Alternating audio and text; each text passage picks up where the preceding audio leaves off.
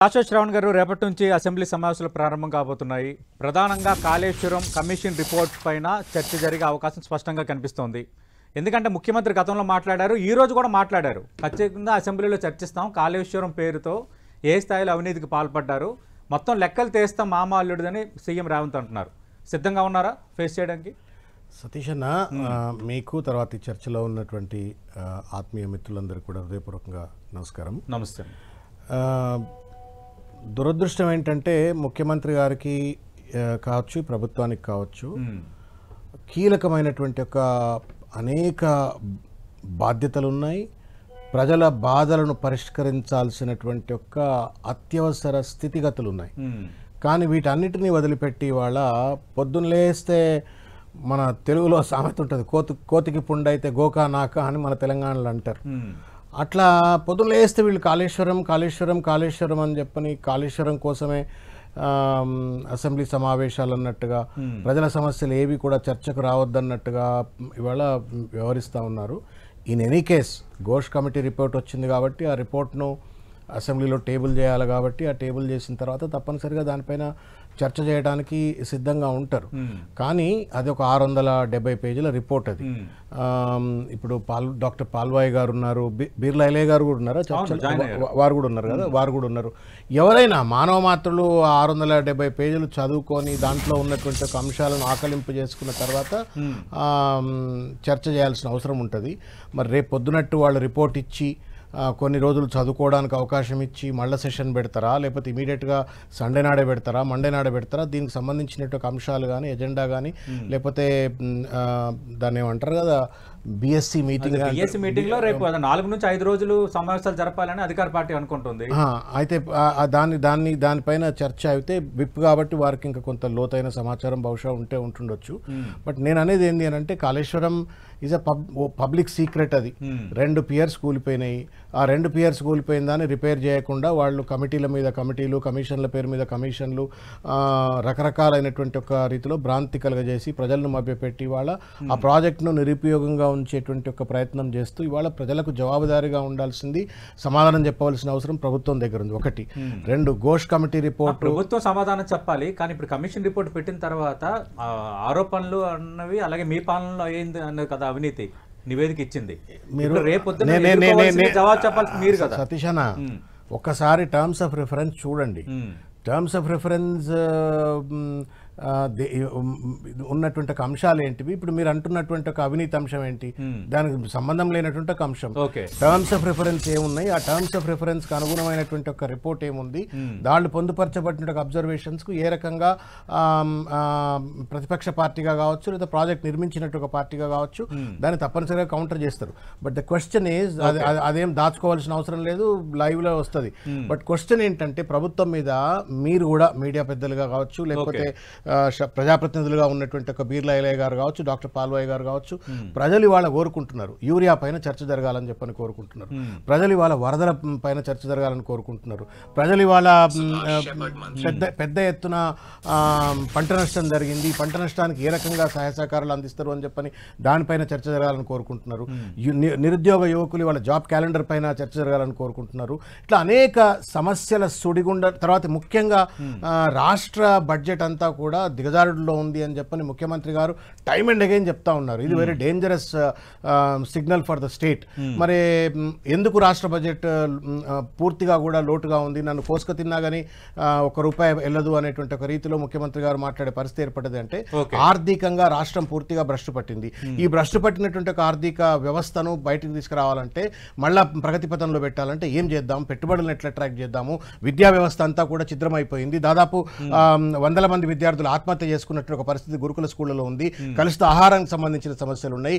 ఇట్లా అనేక సమస్యల చెప్పుకోదగ్గ అంశాలు ఉన్నాయి, నేను కాదనటం లేదు. ఎందుకంటే యూరియా కొరత ఖచ్చితంగా డిబేటబుల్లే, దానికి ప్రభుత్వం కూడా సిద్ధంగా ఉండొచ్చు. అలాగే పంట నష్టము, అలాగే వరద బీభత్సం, ఇవన్నీ కూడా ఇప్పుడు అత్యవసరంగా మన కళ్ళెదురు కనిపిస్తున్న సమస్యలు. శ్రవణ్ గారు, ప్రతిపక్షాలు కోరుకుంటే చర్చిస్తామంటే మేము ఎన్ని రోజులైనా చర్చ పెట్టడానికి సిద్ధంగా ఉన్నాము, కానీ కాళేశ్వరం కమిషన్ మీద ఖచ్చితంగా చర్చ జరగాలి, బీఆర్ఎస్ ఏం జరిగిందో ప్రజలకు తెలియాలంటున్నారు వీర్లయ్య. మా ఐలన్న లక్ష్మీ నరసింహస్వామి ప్రతినిధి ఆయన. ఆ యాదగిరిగుట్ట అన్న కిందనే వస్తుంది ఆ స్వామికి ప్రతినిధి. కాబట్టి మీరు సత్యం మాట్లాడితే బాగుంటుందనా, ఎందుకంటే మీరు గంత పెద్ద లక్ష్మీ స్వామికి మీరు ప్రతినిధి. మీ నోట్లకెళ్ళి ఏదొచ్చినా గానీ అది కొంత హేతుబద్ధత ఉండాలని కోరుకుంటున్నానా. మరి ఆయన అట్లా మాట్లాడతలేడు అని చెప్తున్నాను నేను. ఇప్పుడు నా దురదృష్టం ఏంటంటే మా లక్ష్మీనరసింహ స్వామి ప్రతినిధి అయి ఉండి ఆ రకంగా మాట్లాడతలేడు మా అన్న అని చెప్తున్నాను. ఎందుకు ఈ మాట అనాల్సి వస్తుందంటే, మీరు ఇంతకుముందు విన్నారు కదా, వాళ్ళ చిత్తశుద్ధి ఏం కనబడుతుంది.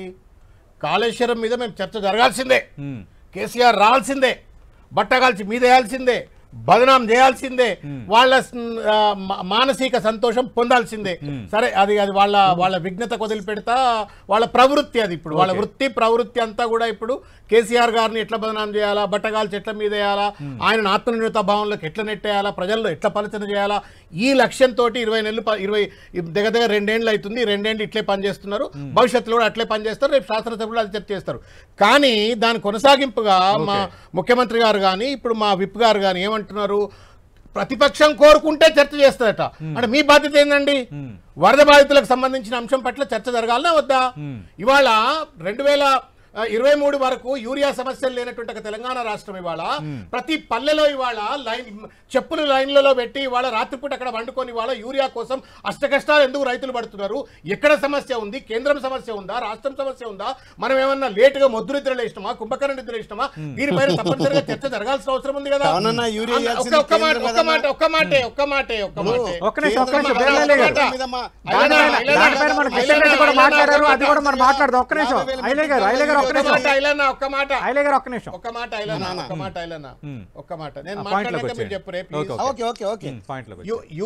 యూరియా సమస్యలు చర్చ జరగాలనా వద్దా? ఇవాళ అప్పుల గురించి ఏదో మాట్లాడింది, సరే రేపు పొద్దుగాల మాట్లాడతాం. ఈ వీళ్ళు ఖాయా పియా కూర్చున్నాయి పోడా చేయనా లెక్క 3 లక్షల కోట్ల రూపాయలు అప్పులు చేసిండ్రు. ఇవాళ అబద్ధాలు ఏంటంటే నెలకు 6,000 కోట్ల రూపాయలు అప్పులు కడుతున్నాం, 7,000 కడుతున్నాం అంటారు. Controller and audit general of India says వీళ్ళు 2,300 కోట్లు మాత్రమే ప్రతి నెల మిత్తులకు కడుతున్నాం అంటారు. రేవంత్ రెడ్డి గారి నోట్లకి వెళ్ళాము 7,000 కడుతున్నాం అంటారు. నిన్ననే వచ్చింది రిపోర్ట్. ఇట్లా అబద్ధాలతోటి వీళ్ళు కాపురం చేస్తూ ఇవాళ బట్టగాల్చి మీద వేసి బీఆర్ఎస్ ను పలచర చేయాలి, కేసీఆర్ ను పలచర చేయాలంటున్నారు. ఇకపోతే మా ఐలన్న బీసీ బిడ్డ కొట్లాడి కష్టపడి అక్కడ గెలిచిండు. అక్కడ మీరు కూడా గుండె మీద చేయి పెట్టుకొని మాట్లాడా. మీరు రెడ్డి బిడ్డ అయినా పర్వాలేదు బీసీలకు ఇస్తున్నాడు అని చెప్పని మీరు రేవంత్ రెడ్డి కితాబ్ ఇచ్చిండు. ఏమన్నా మీకంటే ఎక్కువ విఘ్నత ఉన్నాడని నేను అనుకోవట్లేదు. రేవంత్ రెడ్డి గారు ఏ పద్ధతి ప్రకారంగా ఆయన లీగల్ ఒపీనియన్ నిన్నగా అనుకుంటాడు ఢిల్లీకి పోయి, what is that it prevented him to go? Bills ప్రవేశపెట్టినాడు ఎందుకు లీగల్ ఒపీనియన్ తీసుకోలే? ఆర్డినెన్స్ పెట్టినాడు ఎందుకు లీగల్ ఒపీనియన్ తీసుకోలే? భూసాని వెంకటేశ్వరరావు కమిటీ వేసినాడు లీగల్ ఒపీనియన్ తీసుకోలే? Justice Sudarshan Reddy commission report వచ్చినాడు ఎందుకు తీసుకోలే? ఇంతవరకు ఆ కమిషన్ రిపోర్ట్లు బయట ఎందుకు పెట్టారు? మీరు ఎంతసేపటికి బీజేపీ మీద బీజేపీ మీ మీద వేసి ఇవాళ 42% రిజర్వేషన్ మీద మీరు ఏదో సెల్ఫ్ సర్టిఫైడ్ చేసుకొని మీకు మీరు సర్టిఫికేట్ తీసుకోవాలా, రేవంత్ రెడ్డికి పేరు తేవాలని చెప్పని ప్రయత్నం చేస్తున్నారు. అన్న ఒక బీసీ బిడ్డగా నేను కూడా చెప్తున్నా, మీకు కూడా చెప్తున్నా, మనం ఈ ధోరణిలో కనుక ప్రభుత్వం చేస్తున్నట్టు ఒక మోసాన్ని కనుక మనం బీసీ రిజర్వేషన్ల పట్ల ఎత్తి చూపకపోతే మన తరాలకు, మన భవిష్యత్ తరాలకు, బీసీ బిడ్డలకు మనం అన్యాయం చేసినట్టు అవుతాము. This government has failed. 42% reservation ఇవ్వడంలో చిత్తశుద్ధి లేకుండా వ్యవహరించింది. ఇది మీరు ఒప్పుకోకపోతే, మీరు ఒప్పుకుంటారు, నేను టీవీలో ఒప్పుకుంటారు నేను అనుకోవట్లేదు కానీ ఆత్మసాక్షిగా ఒప్పుకోండి అని చెప్తున్నా. మొత్తానికి ఇవన్నీ కూడా చర్చకు రావాల్సిన అవసరం ఉంది. మీరు ఒక పక్కన 42% రిజర్వేషన్ మీద చర్చ జరగాలంటారు. మరి ఎట్లా ఎన్నికల commission already voter roll verification కోసం అని తయారైతున్నది? తేరిపోయిందా? 42% ఇస్తా అని చెప్పి నిర్ణయానికి వచ్చిండ్రా? లేదు పార్టీ పరంగా ఇస్తాం, చట్టపరంగా రాదని చెప్పి నిర్ణయం కదా. లోకల్ బాడీ ఎలక్షన్స్ వస్తే పార్టీ పరంగా 42% రిజర్వేషన్ అమలు పరుస్తాం. మోసం కదండి అది. మరి అది బిచ్చం. రేవంత్ రెడ్డి గారు రెడ్డి కాబట్టి మాకు బిచ్చం వేసినట్టు అది అలాగా అవ్వట్లేదు కాబట్టి మీ ముందుగానే అమలు చేసి చూపిస్తామని సీఎం రేవంత్ రెడ్డి గారు 50% బీసీలకు లాస్ట్ ఆయన టర్మ్ లో ఇచ్చేసిండు. మీరు ఇచ్చేది కొత్తగా ఇంకొకటి ఏ పార్టీ అయినా సరే బీసీలు ఇదేంటి ఇవాళ ఈ 42% reservations in the local bodies is the first step for ఎమ్మెల్యేలకు, ఎంపీలకు కూడా రేపు బీసీ రిజర్వేషన్ రావడం కోసం ఇది ఫస్ట్ స్టెప్. నువ్వు ఇక్కడనే బొక్కబోర్లో పడితే, ఇక్కడనే నువ్వు కనుక పూర్తిగా కనుక తిరోగమన దిశలో పోతే నువ్వు ఆ 2వ మెట్టు 3వ మెట్టు ఎట్లా సాధిస్తావు నువ్వు?